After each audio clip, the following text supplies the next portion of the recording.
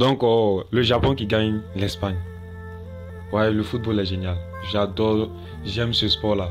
Ce sport-là est très intéressant. En tout cas, moi, j'étais pour le Japon. Voilà, je me suis mis aux côtés de l'équipe faible. Non, le Japon mérite. Le Japon mérite. Parce que à la première mi-temps, le match était à sens unique. C'est-à-dire une équipe espagnole qui vient jouer la possession. C'était dégoûtant même, sérieusement. Voilà, je me disais, si moi j'étais dans ce match-là, peut-être, j'allais faire des fautes à la longue. Mais cette équipe-là s'est calmée, s'est calmée. Et le Japon avait deux âmes. Leurs âmes étaient Doan et Mitoma. J'espère que je prononce bien. C'est-à-dire contre l'Allemagne, ces joueurs-là, voilà, c'est eux qui ont lancé le Japon.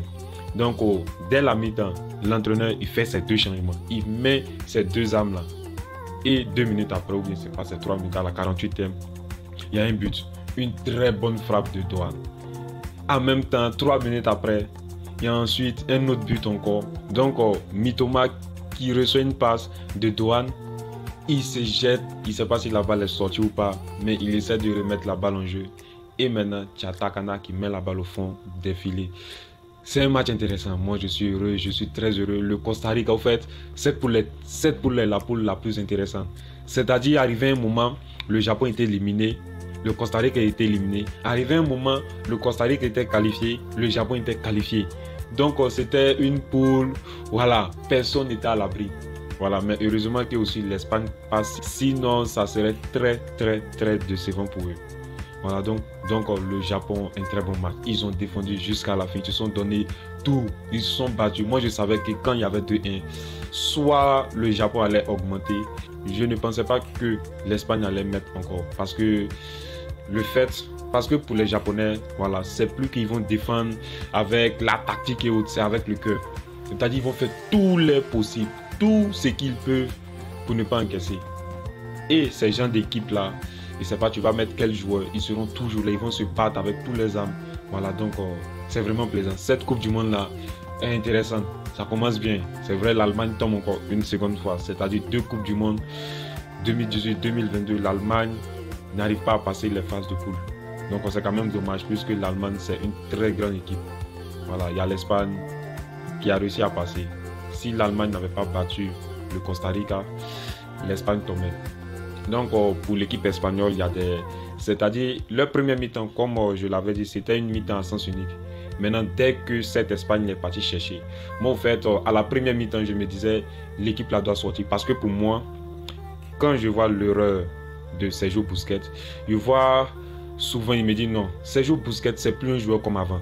C'est plus un joueur qui est rassurant à 100%. On est tous Barcelonais, on connaît, on sait de quoi on parle. Donc, aller chercher l'Espagne haut, c'est possible.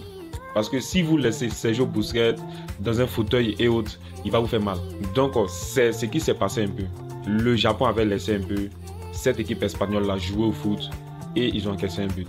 Maintenant, la deuxième période, ils ont décidé d'aller faire un pressing très haut. Et ça payait. Ils récupèrent la balle. Une fois, ils marquent.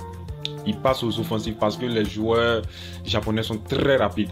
Très, très rapides. À part Balde qui arrivait à contenir un peu lui-même, il n'arrivait plus aussi à quelque chose à certains moments. Mais quand même, c'est bon. C'est bon. J'ai aimé ce match. J'ai aimé cette poule-là. Cette poule-là m'a fait vibrer. En tout cas, Dieu merci, j'ai regardé ce match-là. Non. Et puis, bon, aux côtés de l'Espagne, des joueurs un peu déçus. Au fait, l'Espagne n'a pas su réagir. Luis Enrique a essayé de mettre beaucoup d'attaquants pour essayer, mais enfin. En tout cas, je ne vais pas trop revenir sur le match. Moi, je fais cette vidéo-là juste parce que je suis très heureux. Voilà, suivre un match comme ça, c'est très intéressant. Moi, pour moi, si le Costa Rica passait, c'était une joie aussi parce que, voilà, une équipe très faible.